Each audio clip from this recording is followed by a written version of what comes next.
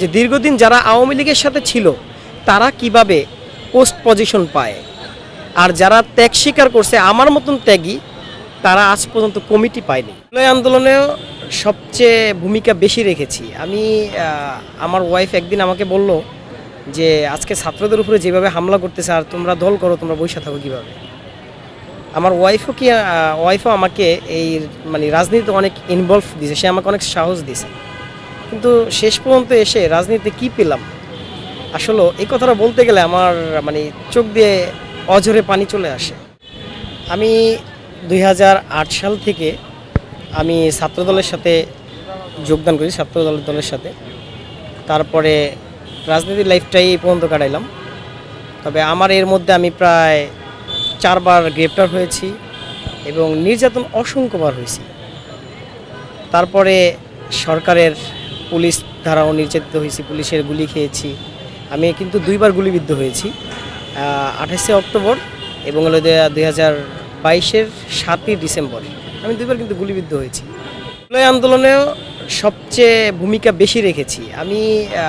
আমার ওয়াইফ একদিন আমাকে বলল যে আজকে ছাত্রদের উপরে যেভাবে হামলা করতেছে আর তোমরা দল করো, তোমরা বসে থাকো কীভাবে। আমার ওয়াইফও আমাকে এই রাজনীতিতে অনেক ইনভলভ দিয়েছে, সে আমাকে অনেক সাহস দিয়েছে। কিন্তু শেষ পর্যন্ত এসে রাজনীতিতে কী পেলাম, আসলে এই কথাটা বলতে গেলে আমার চোখ দিয়ে অঝরে পানি চলে আসে।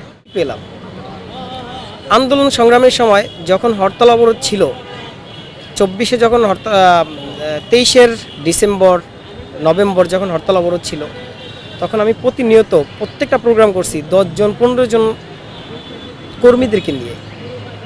কিন্তু এখন এত নেতা কোত্থেকে আসে, যখন এই জিনিসটা আমি নিজে ভাবি তখন আমার নিজের কাছে খুব কষ্ট লাগে। পুরনো সেই স্মৃতি যদি মনে পড়ে আমার অঝরে কান্না চলে আসে। এই জন্য কি আন্দোলন সংগ্রাম করেছি।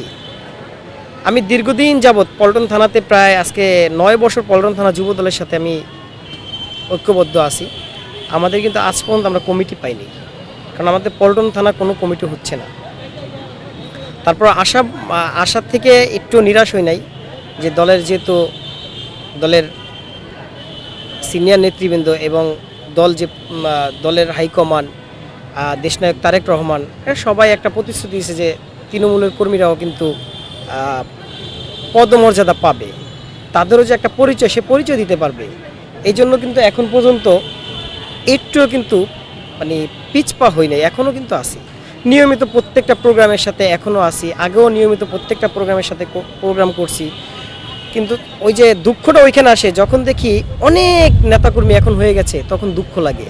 যারা দীর্ঘদিন আওয়ামী লীগের সাথে লিয়াজু করে চলছে, আওয়ামী লীগের সাথে ব্যবসা বাণিজ্য করছে, আওয়ামী লীগের সাথে না থাকলে তাদের ছেলে মেয়েদের চাকরি হয় নাই, তারা এখন বিএনপির ভাইটাল পোস্ট পাচ্ছে, তারা এখন বর্তমানে বিএনপির ভাগ বটারের সাথে লিপ্ত আছে।